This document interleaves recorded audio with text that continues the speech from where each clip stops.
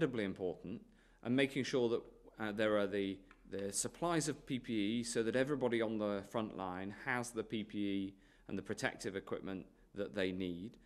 As you know, we've been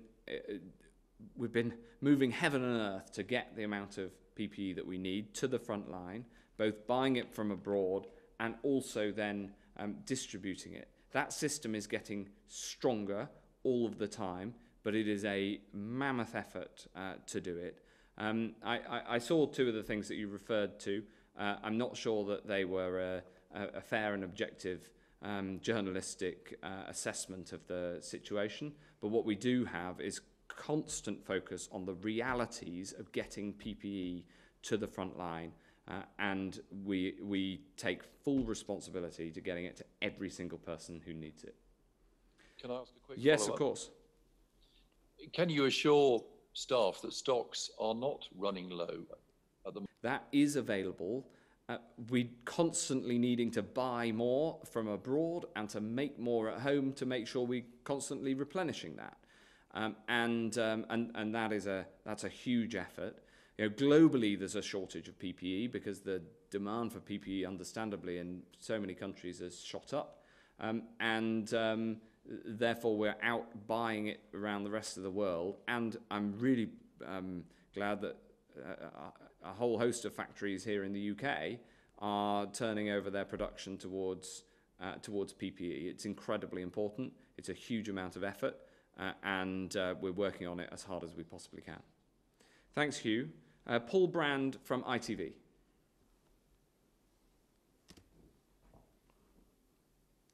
We've lost your audio, Paul. Hopefully you can hear me now, Health Yes. Secretary. Excellent.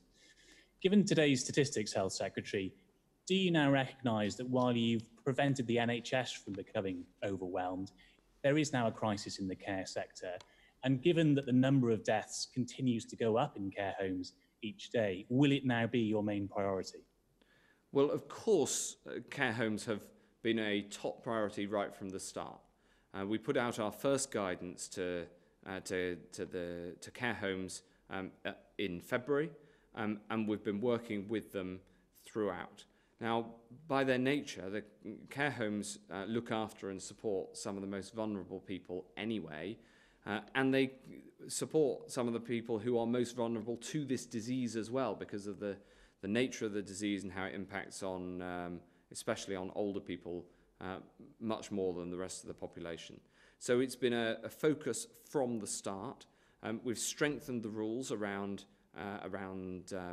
what happens in care homes and improved infection control, and also making testing available throughout the care sector, I think, is incredibly important as we've ramped up the availability of testing.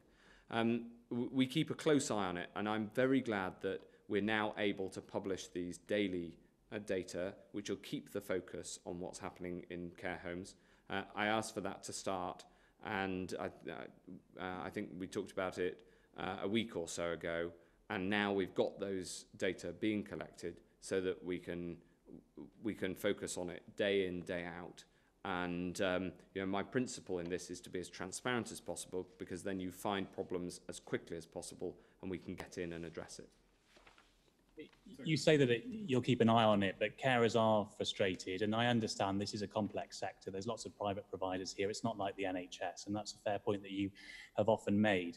But given that the number of deaths in care homes continues to go up every day, surely this has to be your first priority now. This looks as though this is where the virus continues to spread. The spread of the virus through care homes is absolutely a top priority, yes. And on the testing, I think John Newton wanted to add something. Well, yes, I mean, it is absolutely right that care homes are a focus.